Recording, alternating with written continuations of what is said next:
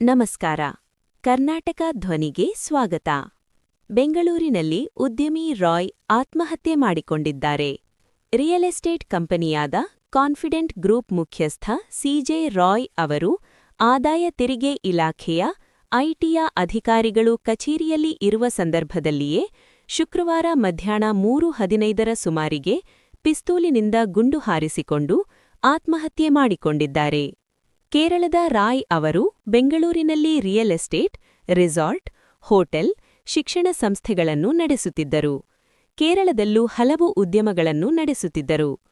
Confident group ಕಚೇರಿ ಸೇರಿದಂತೆ ರಾಯ್ ಅವರಿಗೆ ಸೇರಿದ ವಿವಿಧ ಸ್ಥಳಗಳ ಮೇಲೆ ಆದಾಯ ತೆರಿಗೆ ಇಲಾಖೆಯ ಅಧಿಕಾರಿಗಳು ಕಳೆದ 3 ದಿನಗಳಿಂದ ಪರಿಶೀಲನೆ ನಡೆಸಿದ್ದರು. ಶುಕ್ರವಾರ ಬೆಳಿಗ್ಗೆಯಿಂದಲೂ ಅವರ ಕಚೇರಿಯಲ್ಲಿ ದಾಖಲೆಗಳ ಪರಿಶೀಲನಾ ಕಾರ್ಯದಲ್ಲಿ ಕೇರಳದ ಐಟಿ ಅಧಿಕಾರಿಗಳು ತೊಡಗಿದ್ದರು. ಸಿಜೆ ರಾಯ್ ಅವರು ರಿಯಲ್ ಎಸ್ಟೇಟ್ ಕ್ಷೇತ್ರದ ಪ್ರಮುಖ ಸಂಸ್ಥೆಯಾದ ಕಾನ್ಫಿಡೆಂಟ್ ಸಂಸ್ಥಾಪಕ ಮತ್ತು ಅಧ್ಯಕ್ಷರು. ಅವರು 2005ರಲ್ಲಿ ಬೆಂಗಳೂರಿನಲ್ಲಿ ಕಾನ್ಫಿಡೆಂಟ್ ಗ್ರೂಪ್ ಸ್ಥಾಪಿಸಿದರು. ಈ ಸಂಸ್ಥೆಯು ಕರ್ನಾಟಕ, ಕೇರಳ ಮತ್ತು ದುಬೈ ಸೇರಿದಂತೆ ಹಲವು ಕಡೆಗಳಲ್ಲಿ ನೂರಾರು ವಸತಿ ಮತ್ತು ವಾಣಿಜ್ಯ ಯೋಜನೆಗಳನ್ನು ಪೂರ್ಣಗೊಳಿಸಿದೆ. ರಿಯಲ್ ಎಸ್ಟೇಟ್ ಮಾತ್ರವಲ್ಲದೆ ಆಸ್ಪತ್ರೆ, ಶಿಕ್ಷಣ, ಚಲನಚಿತ್ರ ನಿರ್ಮಾಣ ಮತ್ತು ಗಾಲ್ಫ್ ಕ್ಷೇತ್ರಗಳಲ್ಲೂ ಅವರು ಹೂಡಿಕೆ ಮಾಡಿದ್ದರು. ಪದೇ ಪದೇ ಐಟಿ ಅಧಿಕಾರಿಗಳು ದಾಳಿ ನಡೆಸುತ್ತಿದ್ದಾರೆ, ಮಾನಸಿಕವಾಗಿ ಒತ್ತಡ ಹೇರುತ್ತಿದ್ದಾರೆಂದು ನೊಂದು ತಮ್ಮ ಬಳಿಯಿದ್ದ ಪಿಸ್ತೂಲಿನಿಂದ ಗುಂಡು ಹಾರಿಸಿಕೊಂಡು ಆತ್ಮಹತ್ಯೆ ಮಾಡಿಕೊಂಡಿದ್ದಾರೆ ಎಂದು ಕುಟುಂಬಸ್ಥರು ಆರೋಪವನ್ನು ಮಾಡಿದ್ದಾರೆ. ರಾಯ್ ಅವರ ಗುಂಡು ಹಾರಿಸಿಕೊಳ್ಳಲು ಬಳಸಿದ ಪಿಸ್ತೂಲನ್ನು ವಶಕ್ಕೆ ಪಡೆದುಕೊಳ್ಳಲಾಗಿದೆ. ಆದಾಯ ತೆರಿಗೆ ಇಲಾಖೆಯ ಅಧಿಕಾರಿಗಳ ಎದುರೇ ಗುಂಡು ಹಾರಿಸಿಕೊಂಡರೆ ಎಂಬುದನ್ನು ಪರಿಶೀಲನೆ ನಡೆಸಲಾಗುತ್ತಿದೆ. ಐಟಿ ಅಧಿಕಾರಿಗಳನ್ನು ವಿಚಾರಣೆಗೆ ಒಳಪಡಿಸಿ ಮಾಹಿತಿ ಕಲೆ ಹಾಕಲಾಗಿದೆ. ಕಚೇರಿಯ ಸಿಸಿಟಿವಿ ಕ್ಯಾಮೆರಾಗಳಲ್ಲಿ ಸೆರೆಯಾದ ದೃಶ್ಯಾವಳಿ ಪಡೆದುಕೊಳ್ಳಲಾಗಿದೆ ಎಂದು ಪೊಲೀಸರು ಹೇಳಿದರು. ಘಟನೆ ನಡೆದ ಕಚೇರಿಗೆ ನಗರ ಪೊಲೀಸ್ ಕಮಿಷನರ್ ಸೀಮಾಂತ್ ಕುಮಾರ್ ಸಿಂಗ್ ಹಾಗೂ ಕೇಂದ್ರ ವಿಭಾಗದ ಡಿಸಿಪಿ ಅಕ್ಷಯ್ ಹಾಕೆ ಭೇಟಿ ನೀಡಿ ಪರಿಶೀಲಿಸಿದರು.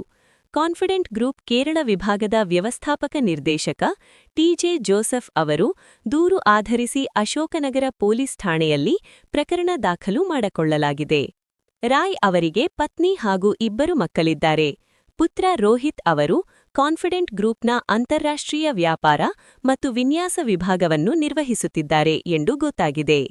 ಐಟಿ ಅಧಿಕಾರಿಗಳ ಸೂಚನೆ ಮೇರೆಗೆ ಮಧ್ಯಾಹ್ನ ಕಚೇರಿಗೆ ಬಂದಿದ್ದ ಅವರು 1 ಗಂಟೆ ವಿಚಾರಣೆ ಎದುರಿಸಿದ್ದರು. ನಂತರ ತಮ್ಮ ಚೇಂಬರ್ಗೆ ಮಧ್ಯಾಹ್ನ 3ರ ಸುಮಾರಿಗೆ ದಾಖಲೆ ತರುವುದಾಗಿ ಹೇಳಿ ಹೋಗಿದ್ದರು. ಅಲ್ಲಿ ಅವರು ಗುಂಡು ಹಾರಿಸಿಕೊಂಡಿದ್ದರು. ಈ ಸಂದರ್ಭದಲ್ಲಿ ಜೋರಾದ ಶಬ್ದ ಕೇಳಿ ಐಟಿ ಅಧಿಕಾರಿಗಳು ಹಾಗೂ ಕಚೇರಿ ಸಿಬ್ಬಂದಿ ಕೊಠಡಿಗೆ ತೆರಳಿ ನೋಡಿದಾಗ ರಕ್ತದ ಮಡುವಿನಲ್ಲಿ ಬಿದ್ದಿದ್ದರು. ಅವರನ್ನು ಸಮೀಪದ ಆಸ್ಪತ್ರೆಗೆ ಕರೆದೊಯ್ದಿದ್ದರು. ಪರಿಶೀಲನೆ ನಡೆಸಿದ ವೈದ್ಯರು ಮೃತಪಟ್ಟಿದ್ದಾರೆ ಎಂದು ಹೇಳಿದ್ದಾರೆ.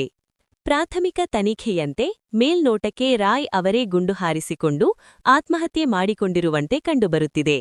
ಕುಟುಂಬದವರು ನೀಡುವ ದೂರು ಆಧರಿಸಿ ಮುಂದಿನ ತನಿಖೆ ನಡೆಸಲಾಗುವುದು. ಯಾವ ಪಿಸ್ತೂಲ್ ಬಳಸಲಾಗಿತ್ತು, ಅದರ ಸಾಮರ್ಥ್ಯ ಏನು ಎಂಬುದನ್ನು ಪರಿಶೀಲಿಸಲಾಗುವುದು. ಕಳೆದ 3 ದಿನಗಳಿಂದ ಐಟಿ ಅಧಿಕಾರಿಗಳು ಪರಿಶೀಲನೆ ನಡೆಸುತ್ತಿದ್ದರು ಎಂಬ ಮಾಹಿತಿಯಿದೆ. ಕೇರಳದ ಐಟಿ ಅಧಿಕಾರಿಗಳೊಟ್ಟಿಗೆ ನಗರ ಪೊಲೀಸರು ಸಂಪರ್ಕದಲ್ಲಿದ್ದಾರೆ. ಅವರಿಂದಲೂ ಮಾಹಿತಿ ಪಡೆದುಕೊಳ್ಳಲಾಗಿದೆ ಎಂದು ನಗರ ಪೊಲೀಸ್ ಕಮಿಷನರ್ ಸೀಮಾಂತ್ ಕುಮಾರ್ ಸಿಂಗ್ ಮಾಹಿತಿ ನೀಡಿದ್ದಾರೆ. ಶುಕ್ರವಾರ ಬೆಳಿಗ್ಗೆ 11 ಗಂಟೆ ಸುಮಾರಿಗೆ ಸಹೋದರ ಮಾತನಾಡಿದ್ದರು. ಕೇರಳದ ಐಟಿ ಅಧಿಕಾರಿಗಳು 3 ದಿನಗಳಿಂದ ಪರಿಶೀಲನೆ ನಡೆಸುತ್ತಿದ್ದರು. ಜನವರಿ 27ರಂದು ನನ್ನ ಮನೆಗೂ ಐಟಿ ಅಧಿಕಾರಿಗಳು ಬಂದು ಪರಿಶೀಲನೆ ನಡೆಸಿ ಹೋಗಿದ್ದರು. ಕೌಟುಂಬಿಕವಾಗಿ ಯಾವುದೇ ಸಮಸ್ಯೆ ಇರಲಿಲ್ಲ. ಸಹೋದರ ಹೆದರಿಕೊಳ್ಳುವ ವ್ಯಕ್ತಿ ಅಲ್ಲ.